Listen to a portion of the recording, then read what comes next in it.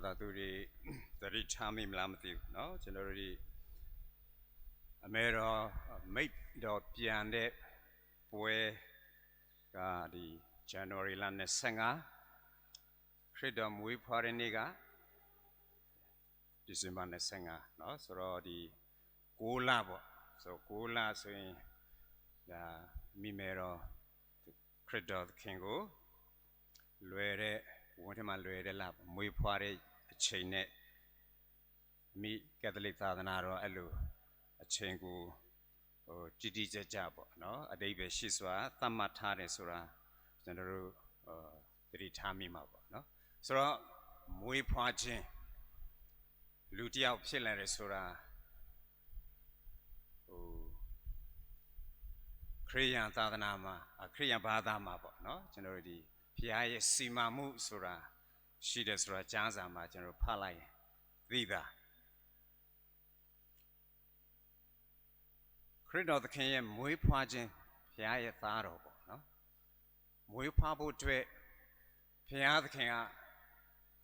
လူတူဦးတယောက်ရဲ့လောကဆန္ဒသဘောတူညီမှုကိုရယူလိုတယ်ဆိုတာအင်မတန်ထင်ရှား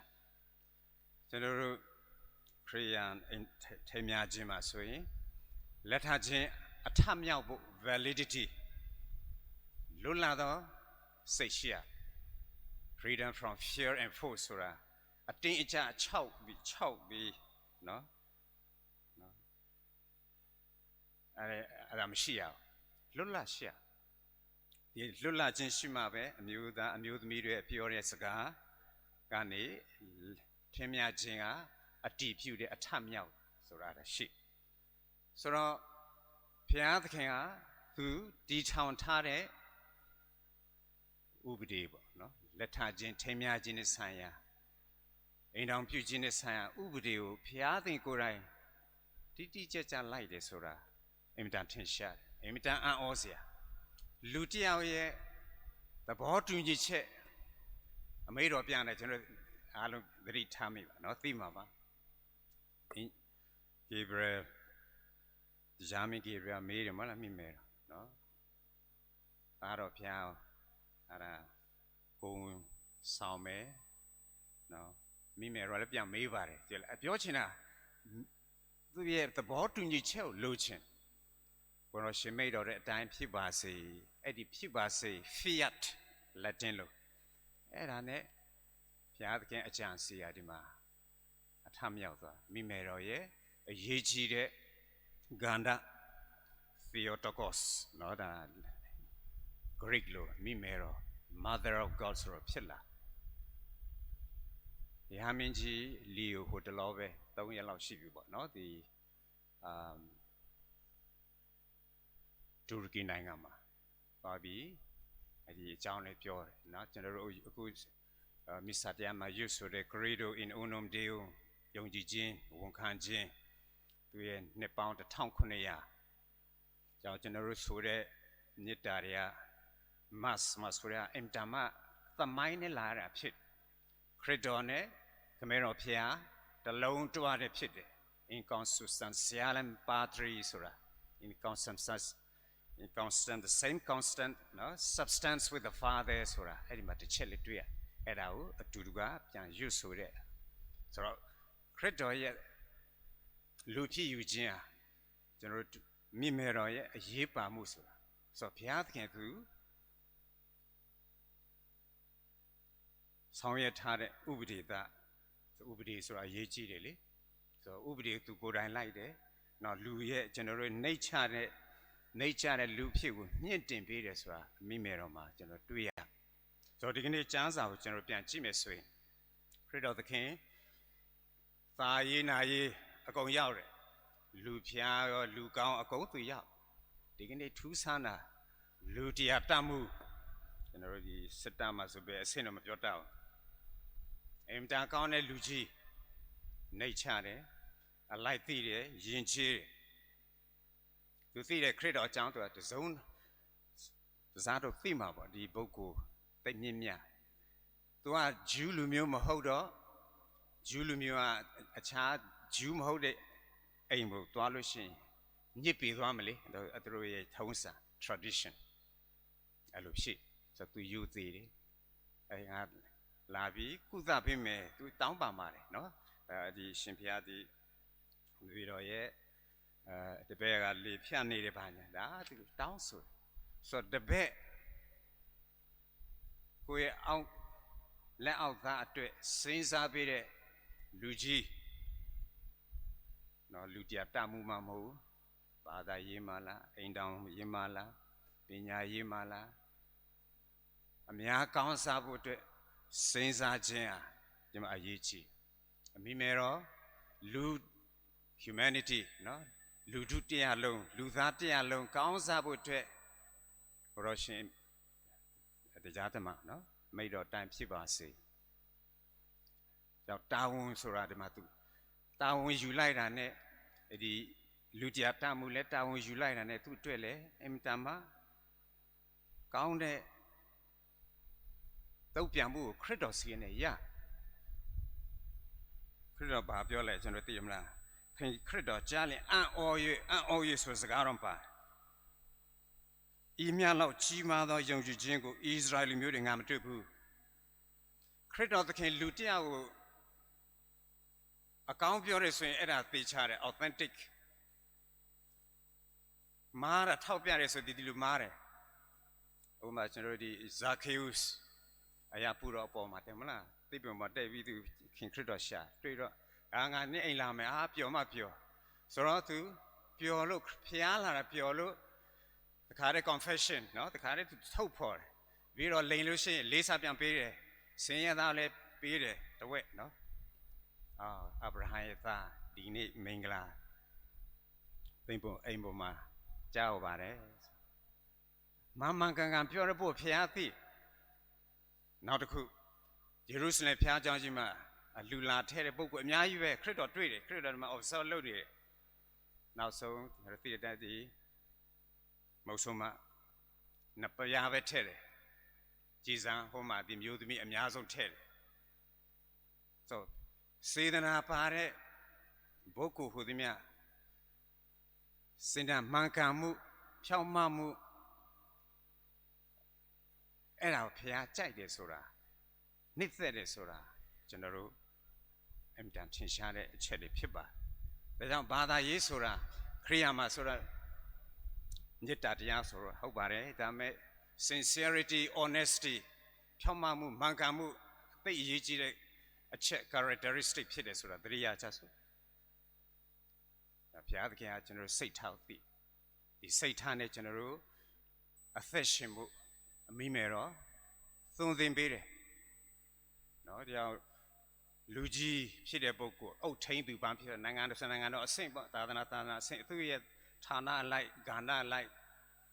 ရှိမှာအများကောင်းစားဖို့အတွက်ကြီးကြပါကိုလှုပ်တဲ့အမှား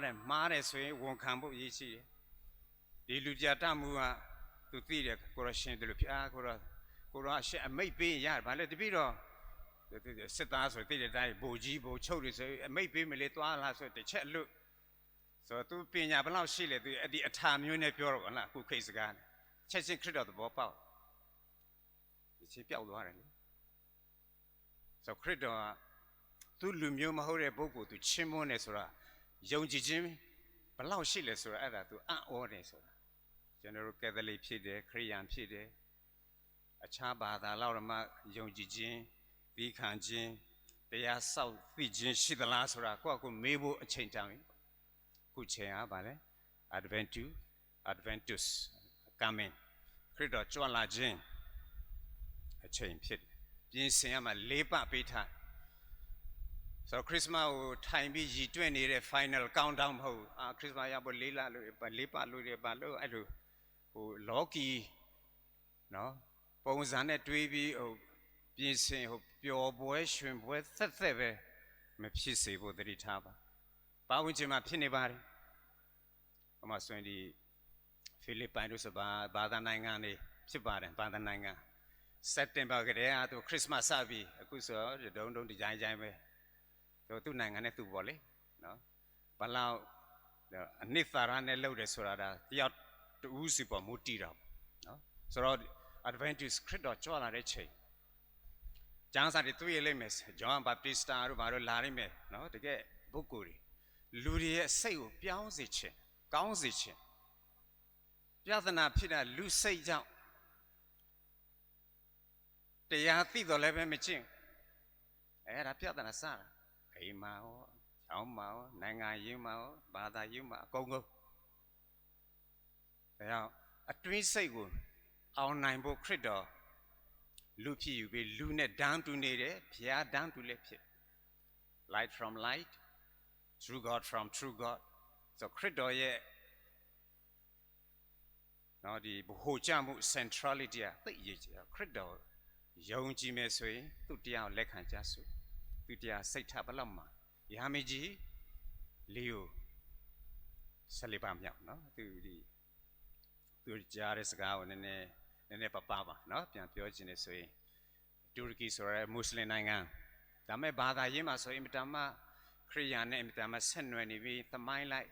စိတ်တိုက်တာလည်းရှိတယ်ဒါမဲ့ခုနယုံကြည်ဝန်ခံချက်တွေပါတယ်အများကြီးရှိဆိုနိုင်ငံမှာဒီသူပြောတဲ့အချက်မှာဆိုရင်mercy and justice နော် challenges might is right ဒီပြောရသိအထီးတဲ့စကား mercy and justice ဆိုတာတနာကျင်တာနဲ့ညတ်တမှုစဉ်းစားခြင်းဟာ might is right ဆိုရင်ငါခွန်အားရှိငါမှန်တယ်ဆိုရက်လည်းနဲ့ရှိရင်ခွန်အားရှိရင်မှန်တယ်ဆိုအဲ့ဒါကို challenge လုပ်တာတယ်တခြားစီတကယ်တော့ဒါမဲ့ဖရာတရားကန္တာနဲ့စဉ်းစားမယ်ဆိုရင် mercy တနာခြင်းမြတ်တခြင်းပြင်မှာလဲတရားဓမ္မတရားဆိုဖရာရှိဖရာနဲ့ရင်ဆိုင်တဲ့အရာဆိုရင်ရှုံးတာပဲတမန်တော်ဝတ္ထုခန်းကြီးနေတယ်လေကိုရမမလို့ရှိနော်အဲ့ဒီမှာဂါမာလီယယ်ဆိုတဲ့ပုဂ္ဂိုလ်ဘုရောကခရိယသာသနာစပေါ်ထွန်းယုံပဲရှိသေးဆိုတော့မကြိုက်ကြတာလည်းများနော်စိန်ပြိုင်ဘာသာပေါ့ဒါကြောင့်စိန်ပေါ်ဆိုတာ तू မကြိုက်လို့ပဲ तू ညင်းဆဲတာလေဘာလဲဘာသာလဲငါတို့ one god နော်ဘုရားတဆူပဲဘယ်ကခရိယံဘာသာ तू ဖမ်းနေချုပ်တယ်ထောင်တဲ့ထက်ဒမတ်စကောရောက်မှာပဲ तू အကျင့်ပြောင်းလဲအဲ့လိုဒါမဲ့ तू ပြောတယ်ဒီဂါမာလီယာဆိုတဲ့ဆရာကြီးကဂျူးနော်မိတို့အဲ့ဒီခရိယံဆိုတဲ့ပုဂ္ဂိုလ်တွေနဲ့ထိတွေ့တယ်နဲ့သတိထားပါတဲ့လူကနေလာတဲ့အဖွဲ့အစည်းဆိုမခံဘူးသူပြောလိုက်တယ် Theodas တို့ Judas တို့တော်လန်ရေးလို့တွေပျောက်ကုန်နေသေးကုန်တော့ပဲတခုတော့ရှိတယ်ဖျားစီကနေလာရင်သွားမထိနဲ့မင်းသတိထားအခုဖျားစီလာနှစ်ပေါင်း1000လေးဆက်ပြီးသူနိုင်ငံတော်ဒီဆုံးမရှိတည်ရှိမယ်ဆိုခရစ်တော်နိုင်ငံဘယ်သူနိုင်လဲဓမ္မတရားပဲဆိုဓမ္မတရားကိုညှနှိုးကြစို့အတန်ကျဲတိုင်းမှန်တယ်မဟုတ်ဘူးနော်ကိုလင်းနေတို့လားအာနာတို့ပါရှိတိုင်းသူအလိုမှန်တာမဟုတ်မားတာဆိုတော့မားတာကြားလိုက်မှန်တာမဟုတ်ဆိုအဲ့ဒါကျွန်တော်တို့သိရဆိုမှန်တာရတင်ပေးစားတယ်ဆိုတော့မဆန်းစိန်ပေါ်ပေးစားတယ်စိန်ပီတာပေးစားတယ်ဘယ်ရောက်ကြလဲထောင်ထဲရောက်တယ်လေအမှန်နဲ့လူတွေဘာမှဟိုအရှက်စာမရှိဘူးဖျားတွေ့ဆိုပြောချင်တာသူတရားနောက်လိုက်လို့ရှိရင်အဲ့လိုအများကြီးစိန်ခေါ်ချက်ရှိဒါမဲ့မှန်ကန်လို့ပဲဒီခရစ်တော်စီအမတန်မှယူစင်းတဲ့ခရစ်တော်လူတရားတမှုကလာပြီးအောက်ကျုပ်ပြီးယူသည်ပြောတယ်ဆိုအဲ့ဒီမှာတအားထင်ရှားအဲ့ဒီဖျားကိုကျွန်တော်တို့အာမင်ပင့်တယ်သူတည်ထောင်ထားတဲ့ကက်သလစ်သာသနာတော်မှာကျွန်တော်ပါတယ်တူယူကြစို့နာမည်လောက်ပဲခရိယာမဟုတ်ဘူးအတွင်းကြကျင်းဆောင်ဖို့ကျွန်တော်တို့တိုက်တွန်းနော်ဒါကြောင့်ကျွန်တော်တို့ဒီ ဒီ adventure လေးဖြစ်အင်မတန်မှသိကောင်းတဲ့အချိန်ခါနောက်ပြီးမိမယ်တော်အတွက်ကျွန်တော်မိမယ်တော်ဆိုကျွန်တော်ဘာသာသူအားလုံးရာခံလုံးပြည့်အားပေးတယ်တရားကြီးညိုကြတယ်အဲ့ဒီဘုရားကျောင်းနေပြန်ပြီးတရားတွေကျွန်တော်တို့ကျင်းဆောင်ကြစို့ခက်ပြီးမဲ့ဓမ္မမှန်တဲ့နောက်မှာဖျားရှိတယ်ဆိုတာ အမိမေတော်လဲပါရှင်တော်ရင်တော့ဖျားပြီးသိပရိသေရှင်နားလဲကျမနားလဲမှာဒါသိမြင့်တဲ့စကားသို့တော်လည်းပဲသင်လိုတော့တိုင်းဖြစ်ပါစေယုံကြည်ခြင်းဆိုတော့မှတခါလေခက်ခဲအကြတက်ကာလကျွန်တော်တို့အခုချိန်မျိုးနားလဲမှခက်တယ်သို့တော်လည်းပဲတမန်တရားပြက်မပြက်အောင်ကျွန်တော်တို့ထိန်းတယ်ဒါတရားကျင့်အဲ့ဒါဆက်လက်မာနာကျွန်တော်ပြောတယ်ဆိုတယ်ညဉ့်ညွတ်ဖို့အချိန်လဲဖျားပေးကောင်းပေးဒီချိန်ဆိုအဲ့ဒီအချိန်ရဲ့လက္ခဏာ sign of time တာတွေဖြစ်တယ်ဆိုယုံကြည်ခြင်းနဲ့ကြည့်မယ်ဆိုရင်ဒီချိန်ဘလို့ကြော်လွှားမယ်ဆိုဖျားလမ်းညွှန်မှာအမိမေတော်လမ်းညွှန်မယ်ဆိုတာသမိုင်းခိဆက်ဆက်မှာရှိတယ်ဒါကြောင့်အမိမေတော်ကိုချစ်တဲ့ကျွန်တော်တို့အားလုံးမိမေတော်ရဲ့နေချတဲ့ခြင်းသခင်ခရစ်တော်လာပြီးအောက်ကျတဲ့ဒီတကယ်လူကြတတ်မှုစင်တန်းရှိတော်လည်းပဲဘုရားရှိခိုးနှိတ်ချတဲ့အဲဒီနှိတ်ချခြင်းတရားတွေကသိအင်တန်ခရီးဝေးရောက်တယ်ဆိုတာတရားတွေကိုသိပြီးနောက်ဒီအဒဗန်တူကာလာမှာအကောင်းဆုံးပြင်ဆင်ကြစို့ဝေမျှစရာရှိအချိန်เนาะကျွန်တော်တို့အချိန်ကျွန်တော်တို့အရေးချင်းကျွန်တော်တို့ရဲ့ရှိတာတွေစီးစိမ်ပေါ့လေအဲ့ဒါကြီးဝေမျှကြစို့ကောင်းတာတွေအားပေးကြစို့မကောင်းတာမတော်လာတွေးဝိုင်းပြောဝိုင်းပြုပြင်ကိုယ်တိုင်လည်းပြုပြင်မယ်ဆိုရင်အဲ့ဒါပဲသူသိပဲရှိမယ်